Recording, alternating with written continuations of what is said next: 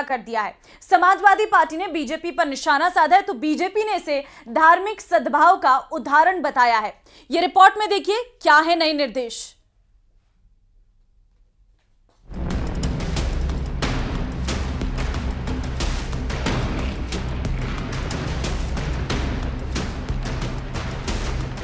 UP में कांवड़ यात्रा के लिए सख्त दिशा निर्देश जारी है। यात्रा मार्ग पर खुले में मांस की बिक्री पूरी तरह प्रतिबंधित है। साथ ही दुकानदारों को अपनी दुकानों पर नाम और पहचान साफ तौर पर लिखने की बात कही जा रही है। यह निर्देश 27 जून से शुरू होने वाली कांवड़ यात्रा के लिए लागू किए गए हैं। इस फैसले पर समाजवादी पार्टी ने तीखी प्रतिक्रिया दी है और कहा है कि यह फैसला सामाजिक सद्भाव को नुकसान पहुँचा सकता है। क्यों वो नेम प्लेट की बात कर रही है, दुकानों पे नाम लिखवाने की बात कर रही है, क्यों वो सुप्रीम कोर्ट के आदेश की बात नहीं कर रही, क्यों वो सुप्रीम कोर्ट के आदेश को नहीं मान रही। तो सवाल ये है कि Bharatiya Janata party vote bank की राजनीति के लिए इस मुद्दे पे चर्चा चाहती है, लेकिन चर्चा वो बंटवारे की चाहती है। लेकिन इस देश का हिंदू, मुसलमान, सिख, ईसाई वो समझदार है, वो बंटने वाला नहीं है। दूसरी ओर उप मुख्यमंत्री केशव प्रसाद मौर्य ने कहा कि पिछले 9 सालों में यूपी दंगा मुक्त हो चुका है। होली और ईद एक ही दिन मनाए गए। कांवड़ यात्रा और मुहर्रम भी साथ साथ शांतिपूर्ण ढंग से हुए हैं और एक भी दंगा नहीं होना। अनेक त्योहार एक ही दिन, होली भी एक दिन पड़ी, ईद भी एक दिन पड़ी। बहुत बार हमारा कांवड़ यात्रा भी चलती रही और मुहर्रम भी चलता रहा।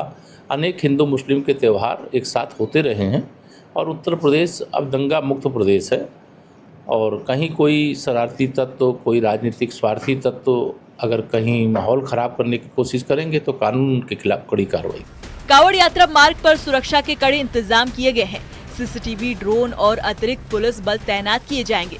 सरकार ने साफ कहा है कि शारीरिक तत्वों पर कड़ी कार्रवाई होगी। दुकानदारों से कहा गया है कि वे अपने दुकानों पर मेन्यू और रेट लिस्ट भी प्रदर्शित करें ताकि कांवड़ियों के साथ किसी तरह का विवाद न हो। लेकिन नेम प्लेट और मांस बिक्री पर रोक का मुद्दा सियासी रंग ले चुका है। Bureau report, news 18। Madhya Pradesh की राजधानी भोपाल में मुहर्रम से पहले ईरान के समर्थन में पोस्टर लगाने का मामला सामने आया है। इन पोस्टरों में ईरान के नेताओं की तस्वीरें लगी हैं। इतना ही नहीं, एक जगह तो अयातुल्ला अली खामेनेई का फोटो तिरंगे के नीचे लगाया गया है। क्या है पूरा मामला, इस रिपोर्ट में देखिए।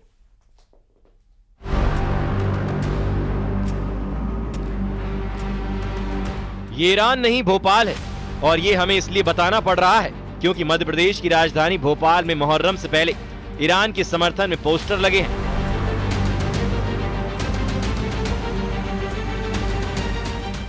भोपाल रेलवे स्टेशन के प्लेटफॉर्म नंबर 6 स्थित ईरानी डेरे पर ईरान के supreme leader Ayatollah Ali Khamenei के पोस्टर लगे हैं। खामनेई के अलावा अन्य ईरानी नेताओं की होर्डिंग्स भी लगाई गई हैं।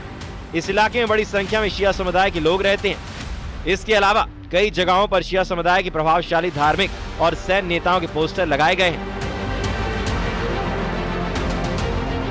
इनमें अयातुल्ला अली खामनेई, अली अल सिस्तानी, जनरल मोहम्मद बागेरी समेत कई नेताओं की तस्वीरें शामिल हैं।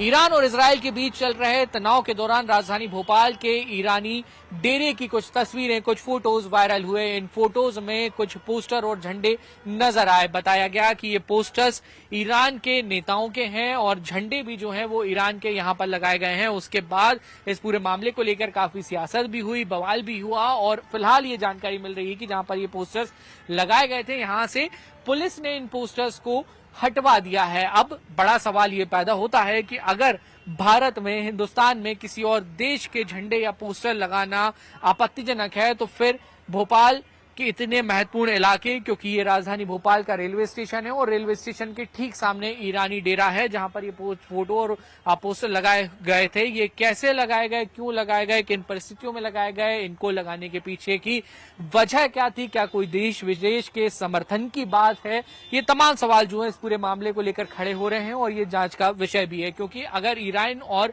इजराइल के युद्ध को लेकर, तनाव को लेकर भारत की स्थिति देखी जाए तो ऑफिशियल तौर पर भारत ने बहुत ज्यादा किसी भी देश का समर्थन नहीं किया है। ऐसे में भोपाल से इस तरीके की तस्वीरें सामने आना राष्ट्रीय लेवल पर और अंतर्राष्ट्रीय स्तर पर भी कई तरीके के जो सवाल खड़े कर सकती है। और इसी के मद्देनजर जब ये पूरे फोटो, वीडियो और झंडों के फोटो वायरल हुए तो पुलिस ने संज्ञान लिया और फिलहाल पोस्टर्स जो हैं वो निकलवा दिए गए हैं। चलिए, बुलेटिन में फिलहाल के लिए बस इतना ही। बाकी अन्य खबरों के लिए आप